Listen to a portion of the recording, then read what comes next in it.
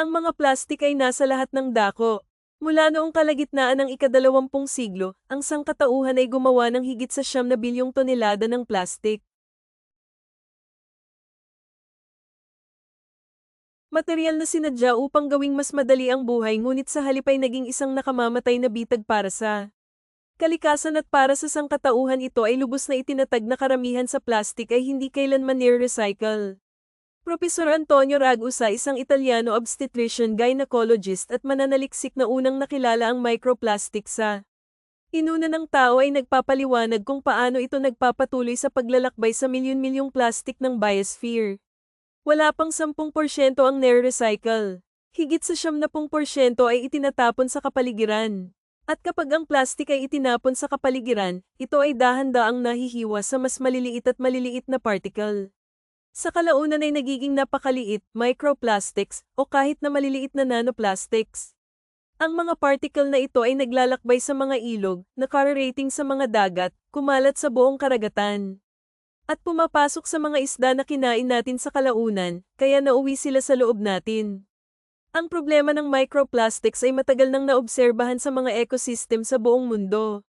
Si Profesor Sedat Gandodo ng Çukurova University sa Turkey, tagapagtatag ng isang pangkat ng pananaliksik sa microplastics at dalubhasa sa marine biology at Mediterranean microplastic contamination, ay nagsasalita tungkol sa lumalaking alalahanin na ito. Nagtatrabaho ako sa fish biology, karamihan.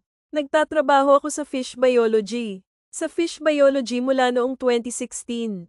Sa aking pag-aaral sa PhD, nakilala ko na ang lahat ng mga sampling location na pinagtatrabahuhan namin para sa biodiversity ay ganap na polluted sa mga plastic, hindi lamang microplastics, dahil una naming napagtanto na ang pangunahing problema ay ang plastic mismo. Ngayon nakasanayan na nating marinig ang salitang microplastic. Ngunit may panahon na ang terminong ito ay hindi umiiral. Si Professor Richard Thompson ay isang marine biologist sa Universidad ng Plymouth, direktor ng Marine Institute, opisyal ng Order ng British Empire, at fellow ng Royal Society. Sa kanyang trabaho, siya ang unang naglalarawan ng mga microscopic plastic particles sa kapaligiran ng dagat, na naglalagay ng pundasyon para sa isang ganap na bagong larangan ng pananaliksik. Nang magsimula akong magturo, itinakda ko ang hamon sa ilan sa aking mga estudyante. Lumabas sila sa baybayin, nangolekta sila ng mga sample ng buhangin. At sinimulan naming tingnan ang mga ito sa ilalim ng mikroskopyo.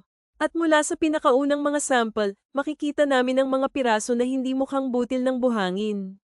Maliwanag na kulay ng mga piraso, pula at asol. At ito ay halos isang uri ng forensic na paglalakbay upang kumpirmahin ang kanilang pagkakakilanlan. At kinumpirma namin na sila ay talagang mga plastic. Ipinakita namin na naroroon sila sa paligid ng UK sa isang hanay ng iba't ibang mga tirahan, sa mga sediment at sa haligi ng tubig. At kawili-wili, sa unang papel na iyon noong 2004. Ang aking unang papel sa paksa, ginamit namin ang terminong microplastics. At ang termino ay hindi pa ginamit sa kontekstong ito para sa tunay na mikroskopiko na mga piraso dati. Nagkaroon, at isinanggunin namin ang mga ito sa aming papel. Ang ilang mga pag-aaral ng maliliit na piraso ng plastik noon, ngunit naging mas maliit kami kaysa sa iba. Ipinakita namin ang bioavailability na ito. Ipinakita namin ang temporal na takbo ng pagtaas sa paglipas ng panahon. Ang karagatan ng pangunahing reservoir ng akumulasyon ng plastik. Naglalaman na ito ng higit sa 200 milyong tonelada ng basurang plastik. At ang halagang ito ay patuloy na lumalaki araw-araw. Mahalagang maunawaan na ang plastik ay hindi nawawala. Sa ilalim ng impluwensya ng sikat ng araw, alon, kasanan, at mekanikal na alitan. Ito ay nahahati sa microplastics at nanoplastics. Ang microplastics ay mga plastic particle na mas maliit sa 5 mm ang laki, habang ang nanoplastics ay mas maliit sa 1 micrometer. Halos 1,000 beses na mas manipis kaysa sa buhok ng tao. Mayroong humigit kumulang 350 trilyong microplastic particles sa ibabaw na layer ng karagatan lamang. Ngunit ang tunay na bilang ay mas malaki. Tinatansya ng mga siyentipiko na humigit kumulang 70% ng mga nanoplastic na particle ay masyadong maliit upang matukoy ng kasalukuyang mga instrumento sa pagsusuri, habang ang tubig ay sumenggam mula sa ibabaw ng mga karagatan at iba pang mga katawan ng tubig. Ang mga microplastic na particle ay tumataas sa atmosfera kasama ng singaw ng tubig.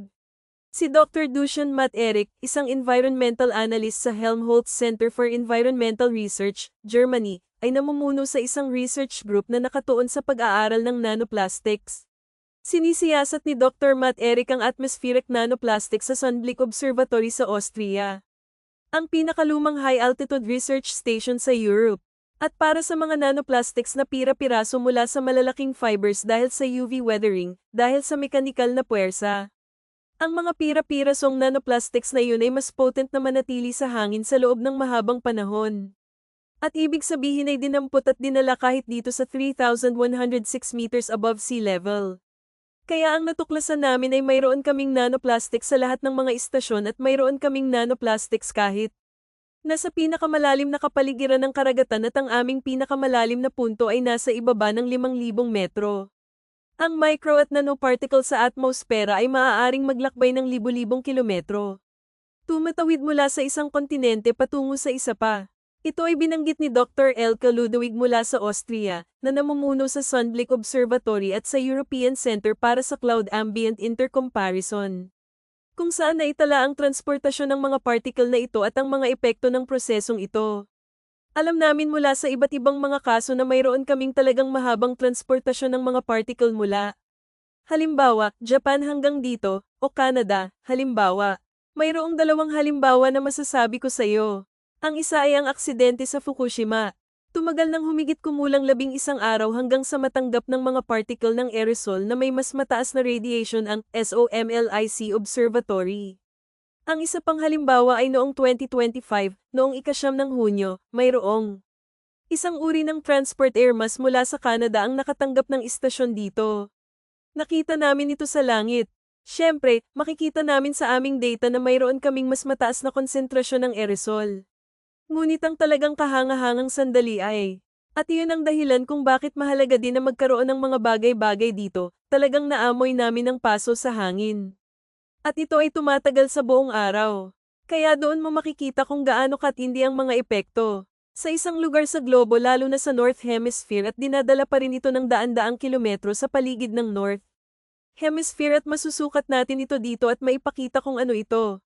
Atmospheric micro at nanoplastics pagkatapos ay bumalik sa Earth na may pag-ulan na may ulan o ulan. At sa mga damuhan, kung saan tumagos sila sa lupa at tumagos sa mga halaman.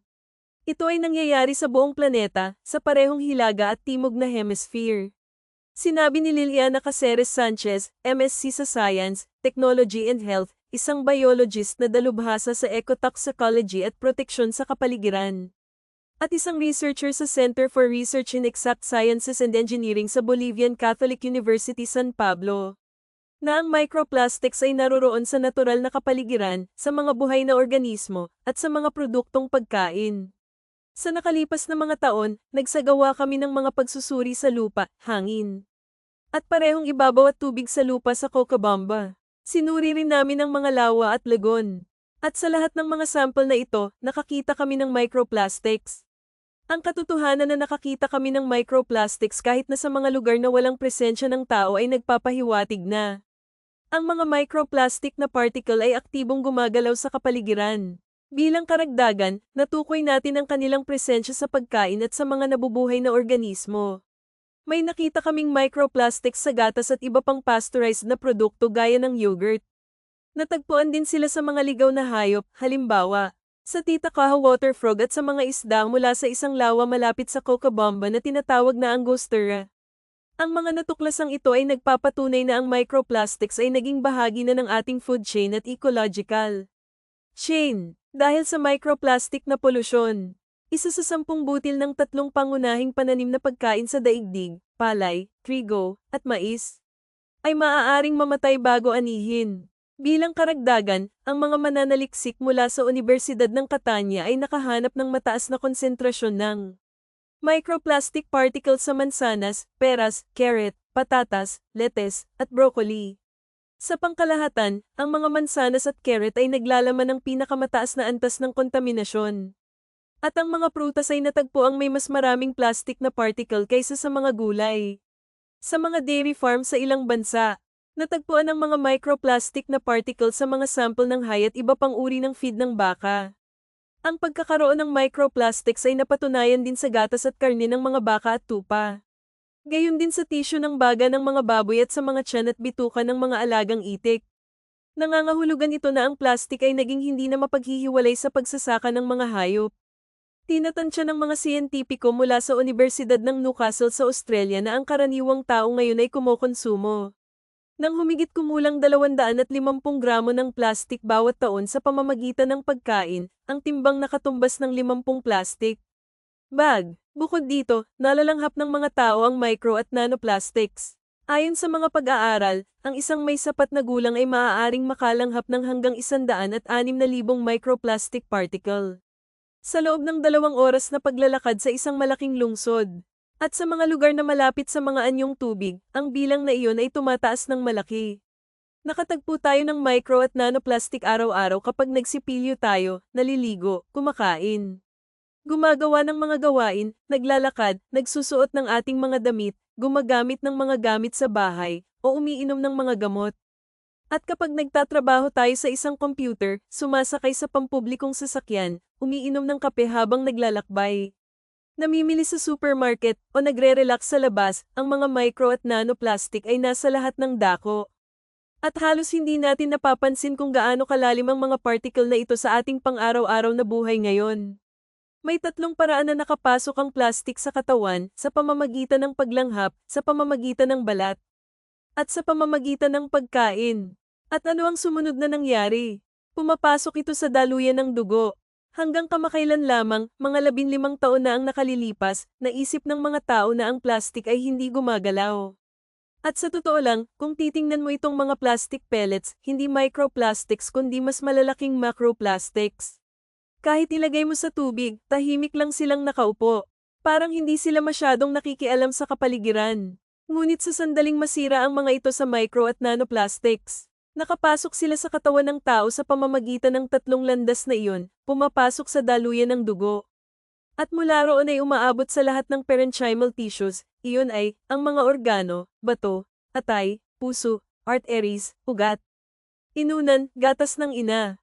Ang micro at nanoplastics ay naging isang hindi mapaghihiwalay na bahagi ng katawan ng tao.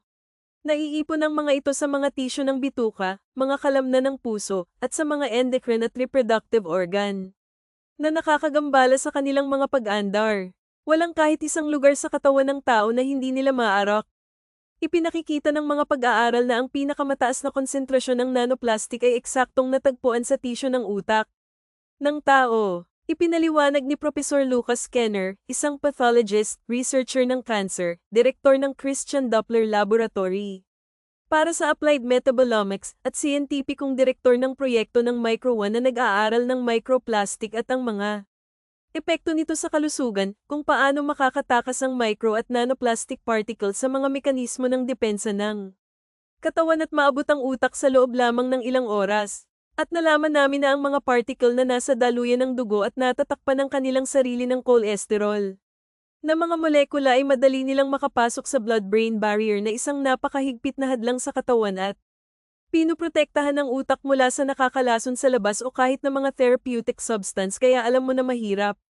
Halimbawa, nagamutin ang mga tumor sa utak dahil ang blood-brain barrier ay mabilis na nakapasok sa mga gamot, ngunit napakahigpit din nila sa pagpasok ng mga particles sa mga gamot, ngunit napakahigpit din nila. Pumasok sila. Natuklasan ng mga siyentipiko sa Universidad ng New Mexico na sa bawat gramo ng tisyo ng utak sa mga nasa katanghaliang gulang na mga individual ay may mga 4,900 micrograms ng plastic. Nangangahulugan ito na sa ngayon, halos 0.5% ng utak ng tao ay binubuo ng plastic. Ang mga simpleng kalkulasyon ay nagpapakita na ang utak ng tao ay naglalaman sa average na humigit kumulang 7 gramo ng plastic, halos ang bigat ng isang plastic na kutsarita, at ang gayong kutsarita ay nasa loob na ng ulo ng tao. Kilalang kilala na ang micro at nanoplastics ay mapanganib dahil sa mga nakakalaso na kemikal na additives na taglay nito, tulad ng phthalates at bisphenols. Ang paggamot sa mga sakit na nauugnay sa 3 kemikal lamang ng pinakanakalalasong additives na matatagpuan sa mga plastic ay nagkakahalaga ng $1.50 trilyon sa isang taon. Ngunit ito ay dulo lamang ng malaking bato ng yelo dahil sa pangkalahatan ay higit sa 16,000 mga kemikal na compound ang ginagamit sa paggawa ng iba't ibang uri ng mga plastic